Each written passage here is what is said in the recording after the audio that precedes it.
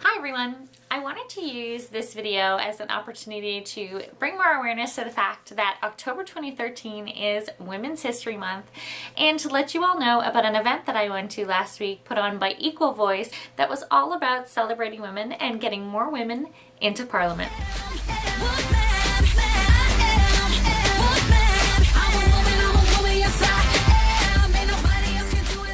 For those of you who don't know, Equal Voice is a Canadian organization that works towards getting more women to participate in politics with the ultimate aim of getting more female representation into Parliament. The event that I went to last week was their annual Welcome Back to Parliament event, and there were some amazing speakers there, including, the leader of the Green Party, Elizabeth May, one of my favorite MPs, Niki Ashton, and the Minister of the Status of Women, Canada.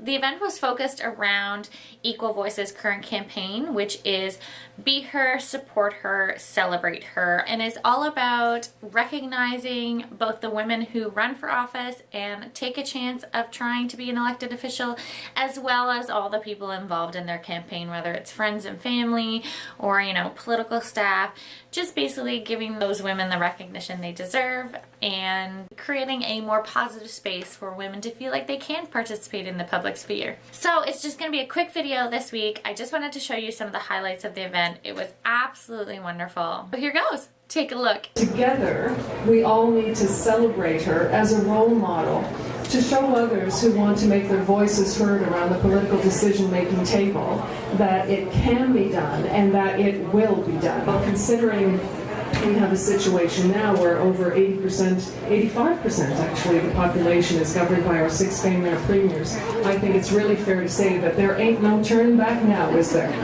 It's also very appropriate that this event is taking place this month. Women's History Month, 2013. There are a record number of women elected to Parliament in the last election, and it really is, in my opinion, making a difference to the decorum and also to the debates that are taking place on in the House of Commons floor. And it means greater opportunities for MPs to support and encourage initiatives that are focused on women and girls. We all need to go out and encourage as many women and young girls to participate actively in the democratic process, whether that's running for student council, running for an office at university, or running for municipal, provincial, or federal politics. So I would encourage all of you to identify that one friend, that one person you think has the potential, and go out and support them in doing it. There's a lot of people here that aspire to be the person on the ballot, but you actually need the people around them to make it happen. For me, it's every day a real honor and a tremendous pleasure to be part of a caucus that is at 40% of women's representation in the general caucus. Whether it's issues of childcare, or issues of poverty, or issues of housing, whether it's putting an end to violence against women, and whether it's economic opportunity, whether it's equality in every single way that we live our lives, there is so much more work to do. But that work happens when we support each other. And yes, it crosses party lines, and yes, it crosses, personal views. It means coming together and supporting and listening to one another. Tonight is no exception. I think all of us are fortunate that Equal Voice is there, is here, it is in communities across Canada to share that word, that message with women. That yes, we do know enough, that yes, we are good enough, and that yes, there are women to support us. The first wave was getting more women into Parliament, getting more women elected into every level of government.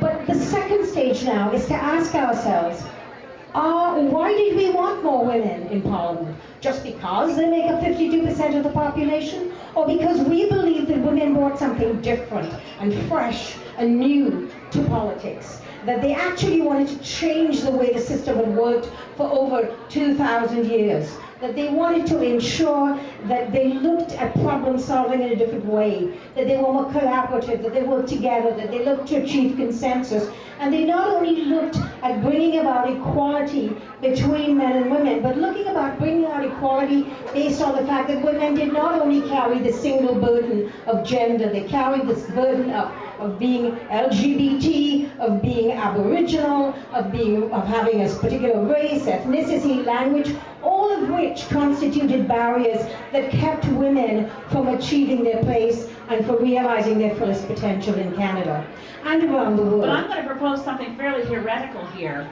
and that is that our problem isn't that women want to get involved in politics and face barriers. The problem is that not enough women want to get involved in politics. And I think that that's something that we have to look at the way Parliament behaves, look at political life in this country and say, why is it that so many good people say, I wouldn't go there if you paid me a whole lot more? We have got to ramp down the partisanship, which I am concerned will strangle the life out of a healthy democracy. We need to be less partisan, more cooperative, and I think we can do it. I think we just need to identify what are those things Canadians want us to do to attract young women to go into politics.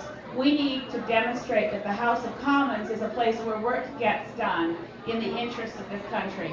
And I think that's the kind of change that women bring to Parliament, and that's why we need more women. So that's all for me this week. Next video is going to be coming up on Monday. Have a great Women's Month, everybody, and do something to celebrate, whether or not it's doing some research on some women who are currently in the House of Commons, or reaching out to somebody you know in your life and encouraging them to get involved, or even just saying thank you to the women in your life and recognizing their accomplishments. Have a good one, and I'll see you guys soon.